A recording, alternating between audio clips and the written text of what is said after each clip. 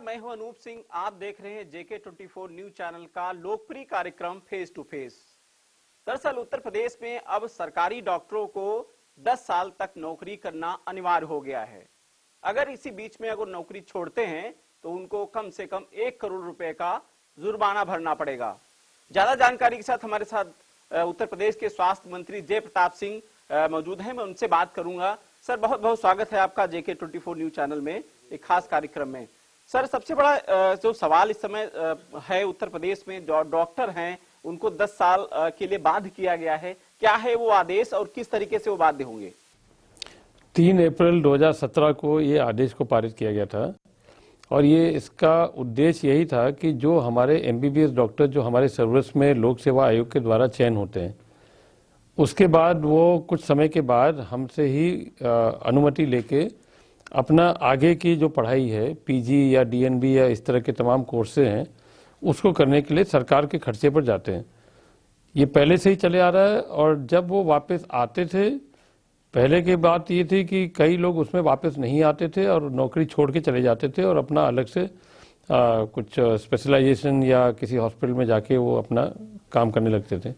तो इस चीज़ को रोकने के लिए कि जो पढ़ाई लिख के आए और सरकार के खर्चे पर जा रहा है, उनको 2 साल की अनुमति दिया गया है, उनको पूरा खर्चा दिया जा रहा है, इसलिए उनको ताकि वो बने रहे हमारे सर्विस में, ये बॉन्ड एक भराया गया है ताकि अगर वो किसी कारण से छोड़ने का प्रयास करेंगे तो उनको 1 करोड़ जुर्माना देना पड़ेगा। 1 करोड़ का बॉन्ड भरना पड़ेगा उनको और 10 साल का उनको सर्विस अपना अनिवार्य रूप से करना ही पड़ेगा हमारे सेवाओं में, ताकि हमको भी अच्छे विशेषज्ञों का लाभ मिले।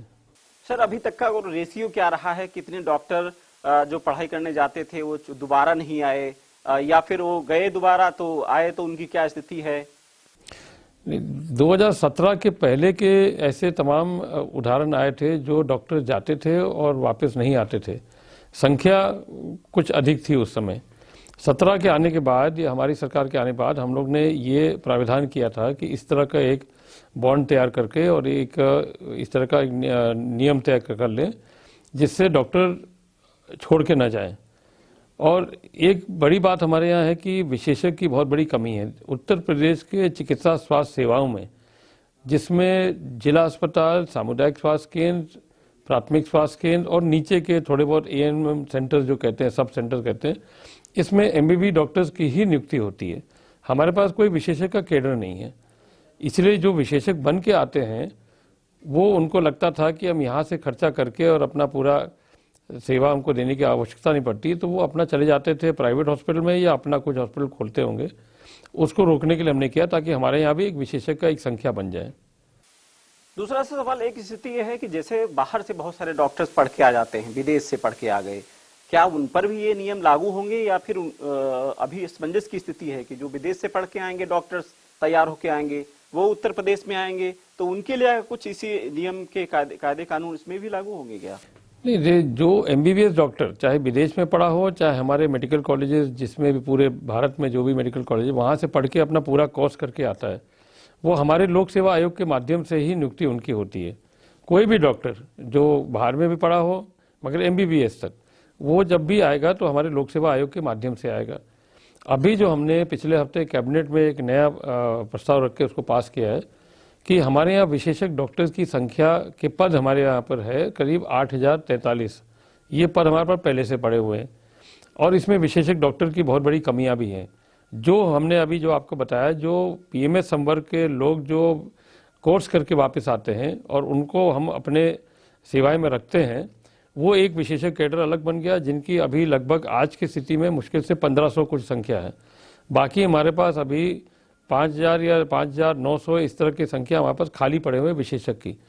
तो कैबिनेट में जो हमने अभी पास किया कि एक विशेषज्ञ कैडर हमने अलग से किया है, इसकी नियमावली बना ली है और उसको इस उद्देश्य से पास किया है कि वो भी अब हम लोक सेवा आयोग के माध्यम से उनका नियुक्ति कराएंगे।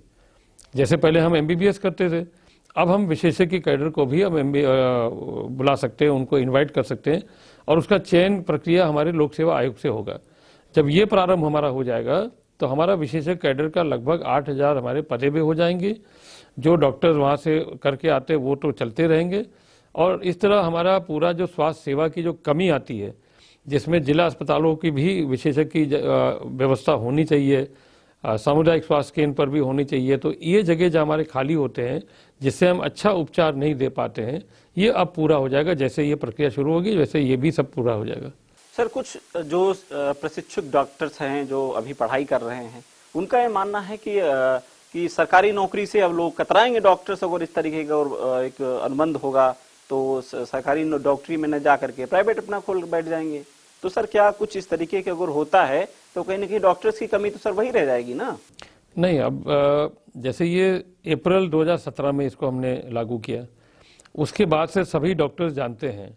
जब हमारा विशेषज्ञ वाले कैडर अलग से नियुक्ति होगा, वो लोग भी जानते हैं, वो तो खैर डायरेक्ट हमारे यहाँ पर आएंगे। और जो एमबीबीएस करने के बाद जो हमारे उसमें आएंगे, 17 से लेके अभी आज 20 हो गया है, तो वो सभी एमबीबीएस डॉक्टर जानते हैं कि सरकार के अंदर ये नियम हो आ गया।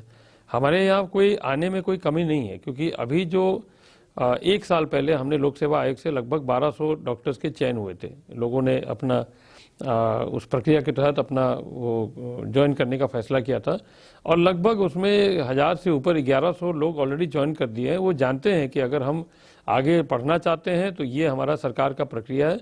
अगर पहले से, क्योंकि सबको मालूम है कि ये प्रक्रिया ये एक बन गया है, उसमें नज़ीर बन गया है, तो कल के दिन कोई एमबीबीएस नहीं आना चाहता है हमारे में, तो पहले से वो मना कर देगा, लोक सेवा आयोग में आएगा ही नहीं। अब तो सभी डॉक्टर्स जानते हैं कि 17 से लेकर अभी 4 साल तक इस तरह का होगा। अगर हम आगे पढ़ के आएंगे तो हमको सरकारी सेवा में 10 साल और सर्विस करना पड़ेगा, तभी हम आगे निकल पाएंगे। एक सर सवाल आता है कि इसमें आदेश में आपने नीट की परीक्षा में कुछ छूट कर रखी है। वो ग्रामीण क्षेत्र में अगर जाएंगे तो अंक में उनको फायदा मिलेगा परीक्षा में। वो सर क्या आदेश में सबमिट हुआ है, क्या आदेश उसका है? नहीं, उसमें तो हुआ है। इस तरह के कुछ शर्तें हम लोग ने थोड़ा शिथिल किया है। पहले कुछ और शर्तें थे, तो इधर हम लोग ने एक अट्रैक्शन के लिए कि लोग ग्रामीण क्षेत्र में भी जाए, 2 साल 3 साल अपना वहाँ भी सेवाएं दें।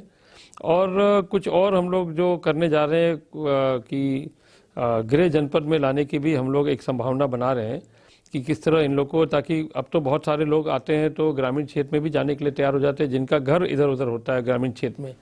तो ऐसे लोग को भी हम लोग प्रोत्साहन देने के लिए कुछ नीति में चेंज करने जा रहे हैं। और पहले तो हम लोग ने ये नीट में जो परीक्षा के लिए दिया था उसमें कुछ शिथिलता दी है।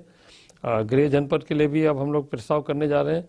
तो इस तरह करके ये जो अट्रैक्शन होगा उन लोग के लिए, क्योंकि हमारे नीचे स्तर के सर्विसेज जो ग्रामीण सर्विस में, जहाँ हमारा दूर दराज हमारा पीएचसी बना हुआ है, हमारा सीएचसी बना हुआ है, उन पर हमको डॉक्टर लाने की बहुत आवश्यक है, क्योंकि वहीं पर हमारे ग्रामीण जनता भी है और वहाँ उनको सही चिकित्सा उपचार नहीं मिलता है। इसलिए डॉक्टर्स के लिए पूरा प्रबंध करने के लिए इस तरह के नियमों में शिथिलता करना, सीएचसी पीएचसी लेवल पर जो आवासीय परिसर है उसको ठीक कराना, ताकि वहाँ पूरी अच्छी तरह से उनको एक रहने का एक सुविधा प्राप्त हो जाए, ये भी हम लोग साथ साथ कर रहे हैं। सर, आपने उसमें आदेश में कहा है कि अगर मतलब ग्रामीण क्षेत्र में कोई डॉक्टर कहेगा तो रहेगा तो कम से 1 साल अगर रहेगा तो 10 अंक की छूट मिलेगी, 2 साल रहेगा तो 20 अंक की छूट मिलेगी, 3 साल रहेगा तो 30 अंक की छूट मिलेगी। तो इसको क्या प्रोत्साहन माने या फिर नकेल? नहीं, इसको नकेल नहीं मानेंगे, प्रोत्साहन ही मानेंगे। हमने आपको जैसे पहले बताया कि ग्रामीण क्षेत्र में डॉक्टर्स कम जाते थे, पहले भी बहुत कम जाते थे, इसलिए हमारे पीएचसी बहुत खाली पड़े होते। अब हमारी जिम्मेदारी है कि हमको डॉक्टर वहाँ पहुँचाना है, तो हम अपने सेवा को कैसे अच्छी तरह से पहुँचा पाए, कैसे डॉक्टर को बिना नाराज़ किए हुए उनको वहाँ तक पहुँचाए, ताकि वो अपना सेवा 3 साल तक दे वहाँ पर। और ये एक अट्रैक्शन हमने जोड़ दिया कि अगर आपको आगे चल के कुछ और पढ़ाई करना है तो इस तरह का आपको शिथिलता मिलेगा नीट के परीक्षा में, और ये आवश्यक भी है। डॉक्टर को आप पकड़ के बांध नहीं सकते, क्योंकि भाई वो भी एक पढ़ा लिखा इंसान है, पूरा आधा समय उसका चला गया पढ़ाई में, तो हम उसको बाध्य नहीं करेंगे। मगर हम चाहेंगे कि अगर हमारे सर्विस में आ जाए तो वो डॉक्टर को भी वो नीचे स्तर तक, जहाँ हमारे ग्रामीण क्षेत्र जिनको अच्छी सुविधाएं मिलनी चाहिए वहाँ तक तो उनको भी आना चाहिए, ताकि डॉक्टर, और वहाँ सबसे ज़्यादा मुझे लगता है कि अनुभव डॉक्टर को तो वहीं प्राप्त होता है। जो ग्रामीण क्षेत्र के मरीज आते हैं सबसे ज़्यादा अनुभव तो प्राप्त होता है, तो उनका वैसे भी प्रैक्टिस आगे बढ़ जाएगा, उनका अनुभव भी बढ़ जाएगा। एक सर सवाल आपसे पूछना चाहूँगा कि उत्तर प्रदेश में जो ग्रामीण क्षेत्र में डॉक्टर्स की कितनी कमी अभी आवश्यकता डॉक्टरों की है, कितने डॉक्टर्स में आपके पास आए तो स्वास्थ्य व्यवस्था सुधरेगी? अब इधर तो हमारे पास करीब 6000 डॉक्टर्स की अभी आवश्यकता और है। जो एमबीबीएस आएंगे तो नीचे स्तर तक जाना है। कुछ हम एनएचएम के द्वारा भी पूरा करते हैं जो संविदा वाला होता है, कुछ हमारे जो आयोग के द्वारा, लोक सेवा आयोग के द्वारा जो प्रक्रिया चलती है उससे हम पूरा करते हैं। और कुछ तो अब जब विशेषज्ञ का हमारा प्रक्रिया शुरू हो जाएगा, दोनों साथ साथ चलेंगे, तो मुझे लगता है, क्योंकि प्रक्रिया में भी थोड़ी लंबा समय लगता है, मुझे अंदाज है कि 1 साल के अंदर हमारा कोई दिक्कत नहीं आना चाहिए डॉक्टर्स के विषय में। और जैसे जैसे हम लोग का एक संवर्ग के साथ बातचीत भी होती है, पीएमएस संवर्ग के साथ बात होती है, डॉक्टर्स के प्रतिनिधि लोग आते हैं, हम चाहते हैं कि एक साथ सामान्य रूप से बैठ के उनकी जो समस्या, उनका समाधान जितना ज़्यादा कर पाएँ, ताकि वो खुशी खुशी हमारे सर्विस में रह के निचले स्तर पर भी काम करें। तो हर प्रकार से हम पूरा सहूलियत देने के लिए तैयार भी हैं। और हमारा मानना है कि जब इस तरह का एक व्यवस्था बनेगा तो डॉक्टर्स ज़्यादा संख्या में हमारे सर्विस में आएंगे और आगे चल के जैसे भी होगा सुधार करते रहेंगे उसको। सर, स्वास्थ्य विभाग आपके पास जब आया था तो बहुत अच्छी स्थिति उत्तर प्रदेश में नहीं थी। इस समय जब से आपके स्वास्थ्य विभाग आपके पास आया, क्या सर उसमें अपने परिवर्तन किए हैं? हालांकि मैं आपसे सुनना चाहता हूं, मुझे जानकारी है तो, और आगे किस तरीके की आपकी योजनाएं हैं कि उत्तर प्रदेश में जो स्वास्थ्य व्यवस्था सुधरे, जो अभी तक टीकाकरण में महीनों लग जाते थे वो कम दिनों में होते हैं, तो किस तरीके से आप उसको और बेहतर सुधारने के लिए क्या कुछ कदम उठा रहे हैं? देखिए, स्वास्थ्य विभाग में सुधार की प्रक्रिया तो 2017 से ही शुरू कर दिया गया था और वो लगातार चल भी रहा था। मेरे आने पर 2019 के अंत में जब मैं आया तो उसी के जब तक विभाग को मैं समझा 1-2 महीने के बाद ही कोरोना का ये प्रकोप शुरू हो गया। तो हम लोग पूरी तरह से कोविड-19 की लड़ाई में लग गए और पूरी व्यवस्था बनाने में और व्यवस्था को ठीक करने में। तो इससे एक चीज़ हमने जरूर सीखा है कि हमारे हॉस्पिटल्स की क्या स्थिति थी, कितना हम इसको बढ़ा सकते हैं, कितना हम इसको अच्छा कर सकते हैं। केंद्र सरकार भी सहयोग करने के लिए तैयार हो गया और पूरे देश में एक प्रधानमंत्री का संदेश भी चला गया कि अब हमको स्वास्थ्य विभाग में ज़्यादा खर्च करना चाहिए ताकि हमारे सेवाएं अच्छे हों। तो अब इधर जब कोरोना का थोड़ा सा कम हो रहा है, हम लोग जो हमारे गवर्नमेंट के, हमारे जो सरकार के जो कार्यक्रम है, स्वास्थ्य के कार्यक्रम जो है, टीकाकरण है और टीबी के जो कार्यक्रम होते हैं, पोलियो के जो ड्रॉप्स दिए जाते हैं और इस तरह बहुत सारे कार्यक्रम हमारे होते हैं, जननी सुरक्षा योजना का होता है, प्रधानमंत्री मातृ सुरक्षित योजना होता है। ये तमाम चीज़ जो हमारे कार्यक्रम थोड़े स्लो हो गए थे, इन सबको हमने पूरा रिवाइव करके जल्दी से करना शुरू कर दिया है। और इसके साथ में जो हमारे डिस्ट्रिक्ट हॉस्पिटल हैं, उनका हम अब बहुत जितना जल्दी हो पाएगा बजट की व्यवस्था करते हुए उनको CT scan, digital x ray, ultrasound और अच्छी डायग्नोस्टिक लैब का तैयारी करके ये व्यवस्था हम लोग करने जा रहे हैं। और हर एक जिला अस्पताल पर डायलिसिस का भी प्रावधान होगा। लगभग सब जगह हो ही चुका है, थोड़ा बहुत बाकी है, वो भी प्रक्रिया में है, जल्दी हो जाएगा। उसके नीचे जो सामुदायिक स्वास्थ्य केंद्र है वो भी हमारा बहुत इंपॉर्टेंट केंद्र है। उसके अंदर भी हम डिजिटल एक्सरे जो पोर्टेबल होता है और वहाँ पर अल्ट्रासाउंड और वहाँ डिलीवरी की पूरा अच्छी तरह से व्यवस्था और उसके साथ डायग्नोस्टिक लैब करने जा रहे हैं, क्योंकि वहाँ भी कोल्ड चेन बना है। टीकाकरण का सबसे बड़ी बात है कि हमारा कोल्ड चेन बहुत पहले से बना हुआ है, हर एक जिला अस्पताल पर बना है, हर एक सीएचसी पर हमारा कोल्ड चेन बना है जो जनरेटर के बैकअप से चलता है। अच्छा, बहुत सारे सीएचसी पर हमारा टेलीमेडिसिन भी शुरू हो गया है, आगे भी उसको हम बढ़ा रहे हैं, क्योंकि टेलीमेडिसिन से जो दूर दराज एरिया में कहीं अगर सीएचसी बना हुआ है हमारा, तो उस जगह पर वहाँ से टेलीमेडिसिन के माध्यम से वो दिल्ली में या मेडिकल कॉलेज या पीजीआई कहाँ भी जहाँ उसका कनेक्शन होता है वहाँ भी वो कर सकते हैं। तो इस तरह देखिए हम लोग एक एक सीएचसी को टेकअप करेंगे, एक एक जिला अस्पताल को टेकअप करेंगे और कोशिश करेंगे अगले साल में इन सभी उपकरण से उनको लैस भी करें। लैप्रोस्कोपी सर्जरी भी, क्योंकि आज की आवश्यकता लैप्रोस्कोपी सर्जरी भी है। बहुत सारे एमबीबीएस लोग आजकल जो पढ़ के निकलते हैं और थोड़ा सर्जरी के लिए जो अपना पीजी करने जाते हैं, ये सब लैप्रोस्कोपी पर ही अपना पूरा इनका जो प्रशिक्षण होता है ये इसी पर होता है। तो आज की आवश्यकता होने पर भी कि सर्जरी बहुत साफ सफाई हो, इसके लिए भी डॉक्टर्स हम लोग को मिलने तैयार हो रहे हैं और हम लैप्रोस्कोपी के भी मशीन मंडल स्तर पर भी लगाएंगे। टेलीमेडिसिन मैंने आपको बताया था कि ये सब लगेंगे। तो इस तरह करके हम नीचे स्तर तक इसको पूरा व्यवस्था रखेंगे। एक और चीज़ हम बताएंगे कि हमारा प्राथमिक स्वास्थ्य केंद्र में और उसके नीचे एक एएनएम सेंटर्स होते हैं, सब सेंटर्स कहते हैं, जिसको हम एएनएम सेंटर कहते हैं। ये हमारे काफ़ी मात्रा में केंद्र सरकार की योजना के अंतर्गत हेल्थ और वेलनेस सेंटर में परिवर्तन हो रहे हैं। जहाँ एएनएम सेंटर्स है वहाँ हो रहे हैं, नहीं तो उसको प्राथमिक स्वास्थ्य केंद्र पर ही हम एक सेंटर बना दे रहे हैं। इसमें बहुत महत्वपूर्ण काम हो रहा है। प्रधानमंत्री आदरणीय नरेंद्र मोदी जी के नेतृत्व में और उनके जो सोच के अनुसार कि उस केंद्र पर दवाइयाँ तो बटेंगी, वहाँ एक CHO रहेगा, कम्युनिटी हेल्थ ऑफिसर, जो प्रशिक्षित रहेगा मेडिकल कॉलेजेस से। तो उसका काम होगा कि वहाँ पर जो भी जिला अस्पताल या बाहर से कहीं से वो दवाई लाता है जो हमारे सरकारी दवाई में अनबन है, वो सारे दवाई उसको हमेशा डिस्ट्रिक्ट हॉस्पिटल पर नहीं जाना पड़ेगा, उस सेंटर से उसको सब मिल जाएगा। वहाँ डिलीवरीज होंगे, वहाँ योगा की भी पूरा प्रक्रिया बना दिया गया कि कैसे रहेंगे, वहाँ पोषण से संबंधित बताया जाएगा, और वहाँ फैमिली प्लानिंग से संबंधित भी बहुत सारी जानकारी देना शुरू करेंगे। इस तरह का उस सेंटर को हम मजबूत करेंगे जो बिल्कुल गांव के नीचे स्तर पर होगा और वो गांव के एरिया को भी कवर कर पाएगा। सर, जो ग्रामीण क्षेत्र के अस्पताल होते हैं, खासकर अगर बात करें कि CSC की, PSC की, तो कुछ डॉक्टरों का मानना है वहां पर आवास की कमी होती है, वहां सुविधाओं की टूटा होता है, तो ऐसे में वो शहर को ज्यादा पसंद करते हैं। तो सर, क्या कुछ सरकार की तरफ से कुछ इस तरीके इंतजाम किए जा रहे हैं कि डॉक्टरों की सुविधाएं बढ़ें, ताकि लोग डॉक्टर्स हैं वो ग्रामीण क्षेत्र में ज्यादा रुचि लें? सर, कुछ इस तरीके का प्लान है कुछ? हाँ, बिल्कुल सही कह रहे हैं आप। और मैंने जब शुरू में काफ़ी दौड़ा भी किया था तो अक्सर मैं यही देखता था कि कम से कम CHC लेवल पर जहाँ हमारे डॉक्टर्स नहीं रह पा रहे थे, उनके आवास को भी मैंने बाकायदा चेक किया है। आवास की हालत बहुत ठीक नहीं होती थी। इधर हम लोग ने CHC को टारगेट करते हुए जिला अस्पताल में कहीं आवास की बहुत ज़्यादा जर्जर हालत होती है, या इवन PHC लेवल पर भी जहाँ जहाँ हमको दिखता है तो वहाँ हम उसका एस्टीमेट बना के वहाँ पैसा भी भेजना हमने शुरू कर दिया है।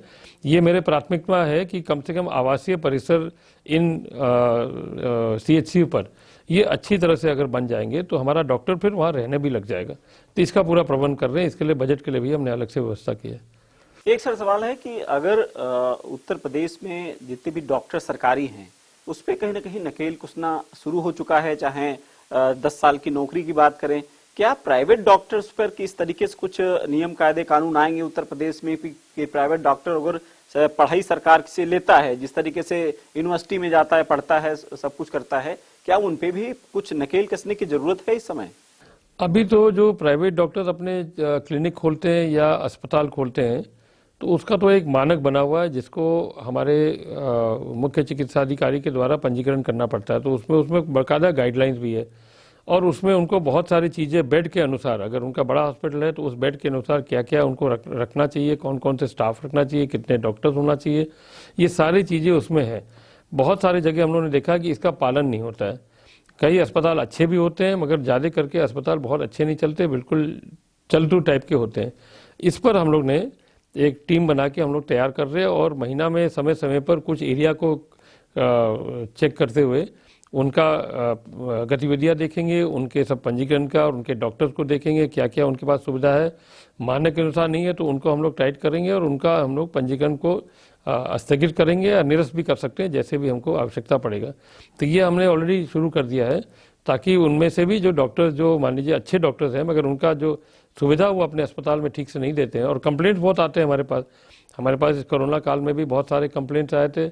हमने प्राइवेट हॉस्पिटल के ऊपर जुर्माना भी लगाया, FIR भी दर्ज हुआ है और कार्रवाई भी हम लोग पूरे प्रदेश में जहां हमको कहीं से कोई घटना मालूम पड़ती है जिसमें हमको कोई शक होता है कि इसमें गलत हुआ है तो उस पर हम लोग पूरी कार्रवाई करते हैं।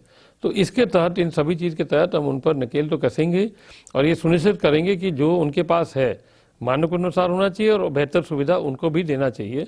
ये हम लोग पूरा प्रयास कर रहे हैं। सर, सरकार की तरफ से सरकारी अस्पतालों में काफी व्यवस्थाएं दी जाती हैं, चाहे पैसे को लेकर, दवाई को लेकर, लगातार कहीं ना कहीं। तो अभी अस्पतालों में कहीं ना कहीं तस्वीर ये देखने को मिल जाती है, तो कभी स्ट्रेचर नहीं मिलता है, तो कभी दवाओं का एकदम से टूटा आ गया। तो ये सर, ये सिस्टम जो अधिकारियों की लापरवाही इसमें कहीं नजर आती है या फिर दवाइयों का टूटा जैसे आया तो अधिकारी वहां के लेट लपीट वहां पर बनाते हैं चार्ट की दवा की आवश्यकता है? ये सर कहाँ से कमी आती है? क्या आपके संज्ञान में कभी इस तरीके से आता है? सब देखिए, मेरे पहले जब ये मेडिकल कॉर्पोरेशन नहीं बना था, उत्तर प्रदेश मेडिकल कॉर्पोरेशन, ये 2018 में गठन हुआ और 2019 से ये काम करना शुरू किया, 19 के जनवरी से। उसके पूर्व जो दवाइयाँ जो दिया जाता था वो सीधा मैन्युफैक्चरर CMO के अधीन रहता था। CMO जो दवाई लिख के देता था वही दवाई आती थी, उसमें कोई रोकथाम नहीं था, उसमें बहुत सारी कमियां भी थी।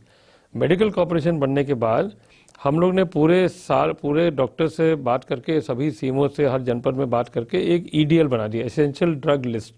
वो ड्रग लिस्ट हमारा लगभग 296 का है, अलग अलग दवाइयाँ जो लगातार हमारे बीच में रहता है और जो पेशेंट आते हैं, सामान्य दवाई होता है और अच्छी दवाई होती है, उनको हम लोग करते हैं। अब ये सीधा हमने सप्लाई करना शुरू कर दिया जिले के अंदर। जिले के अंदर हमारे गोडाउन बन जा रहे हैं, पहले हमने किराए पर लिए हैं जो अभी चल रहे हैं, और हमारे न्यू गोडाउन बन रहे हैं मेडिकल कॉर्पोरेशन के माध्यम से, जिसमें कंप्यूटर भी लगेगा, उसमें 2 फार्मासिस्ट भी रहेंगे, उसमें अन्य लोग रहेंगे, और सारा सप्लाई हमारा उस गोडाउन में जाएगा और अभी जा भी रहा है। और उस गोडाउन के माध्यम से सीएमओ को हैंडल होगा, तो कंप्यूटर से हमको सीधा पता चल जाएगा कि कितने दवाई में शॉर्टेज हो रहा है, कितने दवाई का क्या क्वालिटी है, ये सब चीज़ हमको पता चल जाएगा। आज भी कोरोना काल में हमारे PP kits, N95 mask, sanitiser, ये सब उधर ही जा रहे हैं इन गोडाउनों पर, तो उसका चेक लिस्ट हम लोग अब कर सकते हैं। पहले की बात थी उसमें कोई चेकिंग नहीं हो पाता था, अब हम सीधा यहाँ से चेक करते हैं। तो दवाइयों की सप्लाई को लेके ये ज़्यादा अब दिक्कत नहीं आनी चाहिए, उसमें भी हम लोग सुधार करते जा रहे हैं। जहाँ तक अस्पताल की बात है, उसमें हाँ ये बात सही है कि अभी भी कुछ जगह है जहाँ स्ट्रेचर की कमी है और व्हील चेयर की कमी है, ये थोड़ी बहुत आ रही है। इसमें 2 चीज़ें हैं, मैं जहाँ पर जाता हूँ मैं सुनिश्चित करता हूँ कि एक तो साफ़ सफाई मैं देखने जाता हूँ ज़रूर, और जितने भी बाथरूम है, शौचालय है, उसको भी मैं चेक करता हूँ, पूरी हॉस्पिटल की सफाई देखता हूँ, उस पर मैं बहुत ध्यान देता हूँ। कि हमारे यहाँ एक सिस्टम है कि जो जिला अस्पताल का मुख्य चिकित्सा अधीक्षक होता है, उसके साथ एक हॉस्पिटल क्वालिटी मैनेजर भी होता है, NHM के माध्यम से पहले का ये नियुक्ति किया हुआ है।